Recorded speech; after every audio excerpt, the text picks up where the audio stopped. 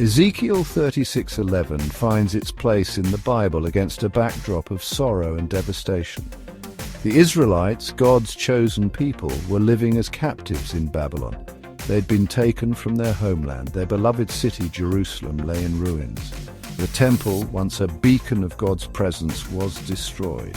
Imagine their despair. Their situation seemed hopeless.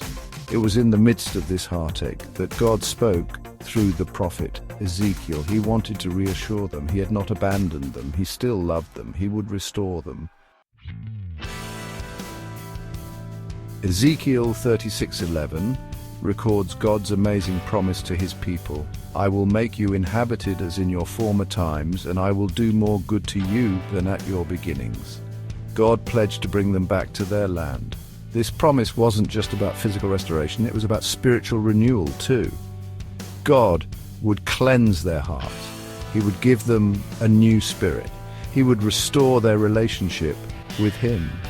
This promise gave the Israelites hope in their darkest hour. It was a reminder that God is faithful to his promises. No matter how bleak their circumstances seemed, God would make things right.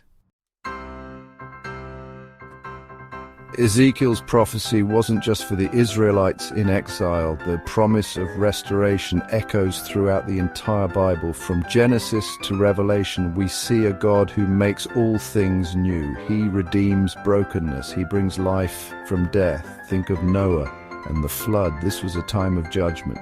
But from the destruction, God brought forth new life. Think of Jesus rising from the dead. He conquered sin and death. He offers new life to all who believe in him. The Bible is a story of hope and renewal. It reminds us that even in the darkest of times, God is at work. He is making all things new. What about us today? We may not be facing exile in Babylon, but we all experience brokenness and pain, loss, and disappointment. We long for restoration.